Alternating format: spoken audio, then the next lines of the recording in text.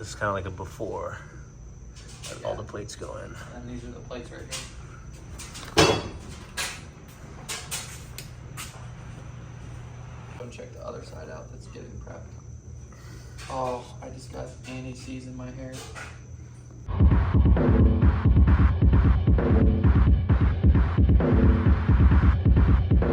All right, we're here at Lou's garage, and he's gonna kind of give you a breakdown of what's happened in the past 2 weeks since we last did a video on the build update.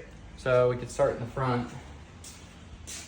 I don't know how much of this you'll be able to see exactly, but got everything plated here with Dirt King's frame plate kit. Cycled all the suspension and made sure that the RC Fab tie rod end, you can probably see it better from the front there. Made sure that the tie rod end didn't contact the spring at full turn, at full bump, and it's very, very, very close. But the Tundra rack is placed in the forward-most position, as forward as possible. And without doing that, it wouldn't have cleared the tie rod end. So that was really tough to kind of manipulate that and get that in right.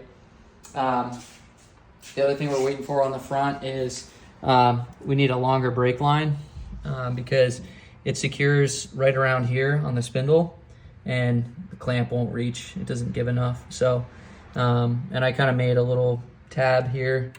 There you go for that. So the metric brake line comes down. Oh wow, it's deep in there. Yeah, it's kind of hard to see, but so that's the front. Look at the Willwoods. I'm actually seeing it for the first time. Looks sweet. Yeah, the Willwood big brake kit. Yeah, and he's gonna try to squeeze in some bump stops right into there. Yeah, so that's gonna be the new project, and honestly, it's gonna be pretty tough, and we may have to extend the extra plating that's on this lower arm that Dirt King has. They make they weld a plate there to act as a bump stop strike pad, but it's too far over to the left, and so we'll have to kind of move that over, and the packaging of that is going to be like super tight. At full droop, it's going to be maybe like a 1/4 inch away from touching the bump stop. The bypass is probably, but we'll see how it goes and cycle it up and down and make sure it works. But everything's going to be tight, but as long as it works, that's all that matters. It's shiny. It feels like I'm getting a new truck. I know it's gonna feel like a whole new truck with the brakes and with the bump stops in the front. It's gonna be awesome. Spending as much as I would buying a new truck right now, replacing everything. So yeah, it's gonna be. So then we got the 9-inch rear end mocked up here. I did this today. Kind of broke everything down, and this is kind of set up now to cycle everything and get the new mounts where we want them. So setting the pinion angle and everything like that. So that's next for this, and you're gonna take those leaf springs and kind of clean them up. 2, 3, 4, 5, 6. Look how rusty the leaf springs are. I'm gonna take these while they're all separated and kind of use a wire brush and get all the rust off and recoat these, because when I first got the leaf springs, I had the opportunity to spray paint the outside, but I never really took care of the inside. And a lot of these things come from factory with rust on them already. Like when I got these, they already had rust on them when I first had them, and I had to clean them, but now I can actually do a very detailed clean. It's gonna be quite an annoying job, but very satisfying at the same time. But yeah, these things are nasty. Some of it might just also be clay now that I'm thinking about it. Yup. I'm gonna leave this one here because I need it. And yeah, like you said, clay, lots of clay, but there's also lots of rust. So take a wire wheel, clean it up, throw a little bit of paint, put a little bit of grease, and kind of restore them a little bit. And then we gotta check for clearance with this big housing to make sure at bump that we don't touch and hit anything. Yeah, because you see before this. And it's going to be also like this. Close, yeah. So, and the angle at ride height, the pinion angle, will be 1 degree down at ride height from the flange of the transfer case there, or transmission. So, it's going to be, I'm eyeballing it right now, but it'll be roughly kind of like this. ish. So Same with the game. We should be good. Knock on wood. yeah, we'll Should be see. good. You can see from the back how cool it looks. Yeah, it's 10 times cooler than the stock rear end we had. But hey, the stock rear end worked because it was the TRD off-road rear end. A lot of people put the spring under kits on the SR5s and go out there and actually snap their rear ends because it's the, what is it, the 8-inch housing on the SR5s. Yeah. And a couple people I know run into that issue, but And the TRD off-road is the 8 3/4. yeah, a little beefier, but this is overkill, so. Yeah, and then you got your Evan Weller Racing third member. Look at that. That's beautiful. The spool in there, Yeah. 29s. Really excited to put this on the truck. Super stoked.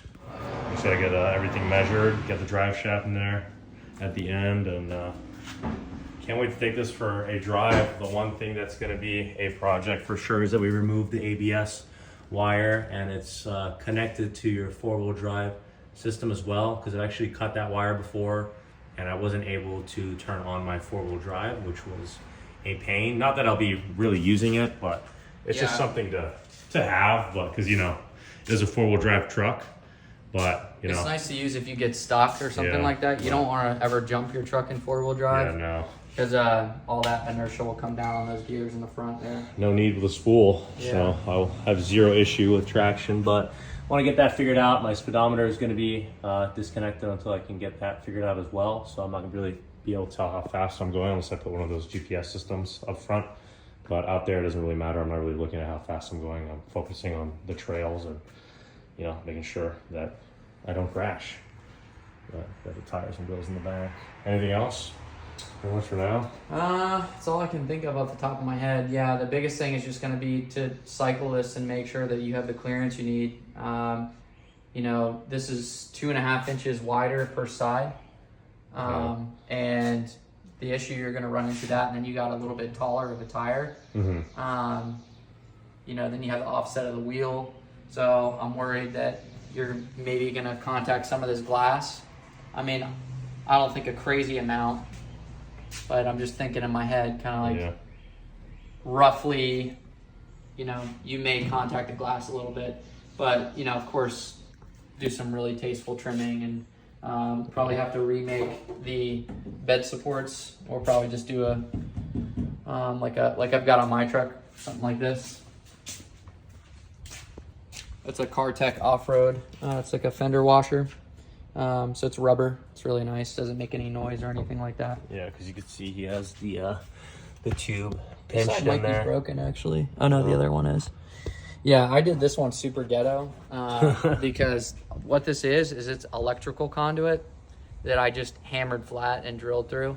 A lot of and people bent. do that though. Yeah, from but what I see. it's not very strong. Like this side, I think is broken. Yeah. So look at this side. Let me see. We got that camera in there. Oh yeah. Yeah. I can see So, now. but what I'll use is like some real thin wall tubing, something like this. Sweet. Pretty much exactly like this, and then what do you call it?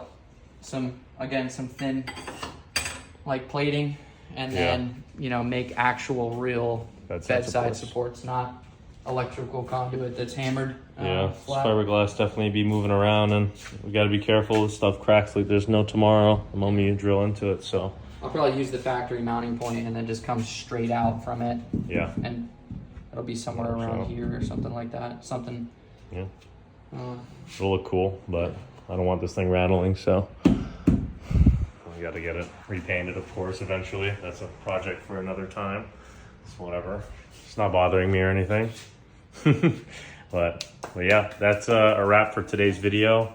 He's gonna try to go into this thing all week and try to wrap things up, because this project is a headache, and the sooner we get it wrapped up, the happier we both are. So yeah, definitely this week. Doing the rear, see if I can get it done in a week or so. 'Cause, you know, still working full time, doing other stuff. So, and then back it in when this is finished, and get the bump stop project started. So that's Yep. going to take another week in itself probably, because the whole front end's got to come apart, and yeah, got to cycle everything up. So All right. Well, that's a wrap for today's video. Thanks for tuning in. Keep up with the build update of the long travel makeover, and thanks for watching.